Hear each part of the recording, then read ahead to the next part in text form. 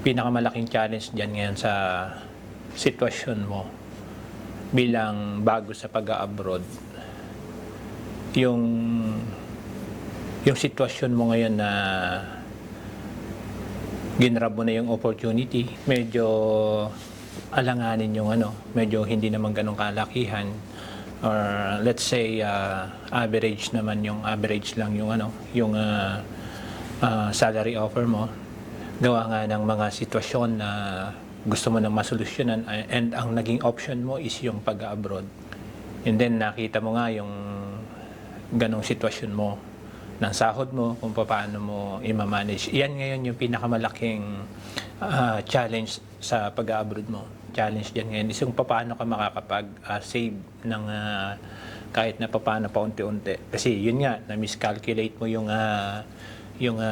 allowance mo, at saka yung siyempre kaya ka nag-abroad, most probably kung di para sa pamilya mo o doon sa mga plano mo.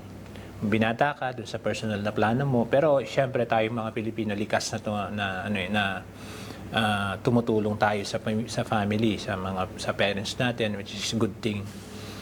Mabuting bagay 'yon. And yun nga, halimbawa kung pamilyado ka, ang pinaka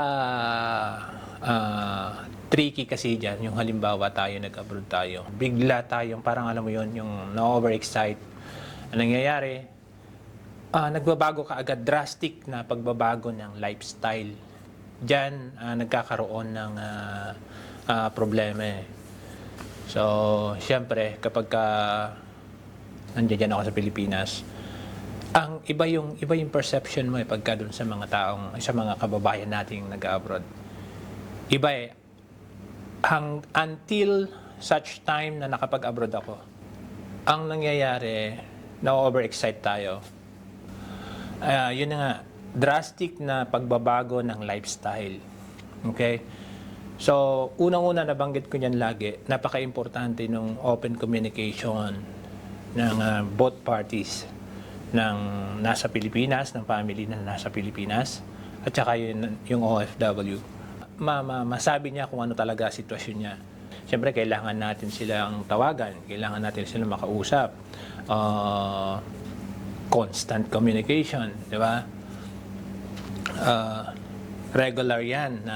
Kasi yun na lang yung paraan para kahit pa paano, mabawas-bawasan yung lungkot ng both parties, di ba? So, yung nangyayari, halimbawa, nung bago umalis ng Pilipinas, ang mentality ng mag-asawa, mapag-aral. Eto, I'm not against doon sa mga sa mga parents na disclaimer pa rin, I'm not against those parents na talagang, which is lahat naman ng magulang, lahat naman tayo, gusto natin maibigay the best, di ba? The best para sa mga bata. Ngayon, ito na nga yung nagiging isa sa problema, yung kagaya ng minention ko kanina, is yung drastic change ng lifestyle. Halimbawa, yun yung mga example natin.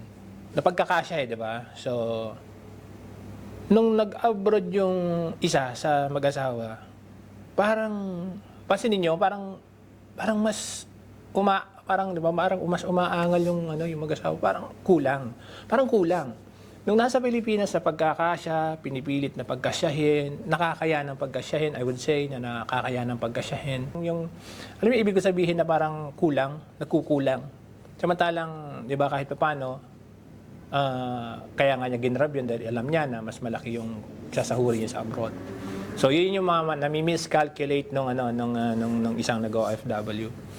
Kaya, importante, isang kabaylak tips natin ngayon na open communication kayo. Huwag kayong mahihiya doon kasi alam mo yan, parang medyo yung pride ba ng isang OFW. Nahihiya siyang, baba, kung magkano lang talaga yung kayang nung salary mo, aside doon sa personal allowance mo doon sa abroad, kailangan mo yan di ba?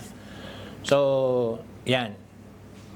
Kailangan mapag-usapan yung mag-asawa, or kung single ka, may parents kang medyo naka-depende sa'yo, kailangan masabi mo sa kanila, mabanggit mo kung magkano talaga yung kaya mong maipadala na kahit papano makapag-savings. Importante sa isang OFW, lalo na sa mga bago, napaka-importante yung kahit papano talaga nakakapag-tabi ka. Okay? Kaya nga kung hindi ako nagkakamali, yung PDOS na tinatawag. Kaya nga minsan may mga nagbibigay ng mga ano dyan yung may mga bangko dyan na mag-open kayo ng account, di ba?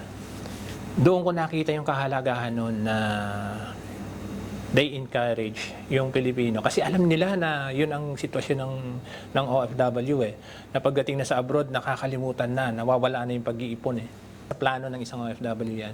Kaya napaka-importante yun, yung magkaroon ka ng account. Kasi ang isang bagay bakit na kailangan ng account mo is nasa Pilipinas. Kasi kung itatabi mo lang yun doon, kahit nagaano ka kahigpit sa pera, kahit nagaano ka kagaling mag-ipon, pag dumating ang punto na nagsabi sa'yo sa Pilipinas, nagsabi sa'yo yung isa kapamilya mo na ganitong problema, may emergency, wala kang choice kundi talagang kahit na gustuhin mong i-keep yung ipon na gusto mong maipon, darating at time, siyempre tayo mga Pilipino likas tayong emosyonal di ba? So, kaya yun. Kaya, isa pa yan na dapat yung may account ka, sarili kang account dun sa atin sa Pilipinas. Hoping na sana makatulong and please share sa mga kilala nyo na bago pa lang nag-abroad. And please follow and thank you for sa support. Alright. Next time, didiscuss natin yung mga iba pang mga aspeto kung paano yung mga nakaka-apekto. Bakit ang isang OFW umuwi ng luhaan most of the time. What I mean is yung bigo ni halos walang naitabi. Alright?